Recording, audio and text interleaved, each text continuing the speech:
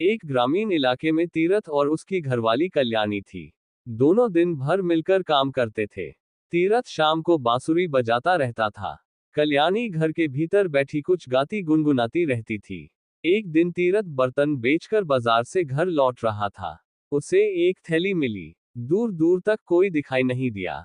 उसने ईश्वर का दिया इनाम समझकर उस थैली को उठा लिया और घर ले आया। पूरे 99 रुपये थे। तीरथ बोला हमें इन्हें 100 पूरा करना होगा। अब तीरथ भी बर्तन बेचने सुबह ही निकल जाता, फिर देर रात तक घर लौटता। इस तरह दोनों लोग थक कर चूर हो जाते थे। 6 महीने बीतने पर उन्होंने 100 रुपये पूरे कर लिए। दोनों सोचने लगे कि 100 से क्या होगा, हमें 100 और जोड़ने चाहिए। अब कल्याणी अपनी जिंदगी से दुखी थी। उसने पूरी कहानी अपनी सहेली रम्मो को बताई। अरे बहन, 99 का चक्कर, और यही जिंदगी की माया है।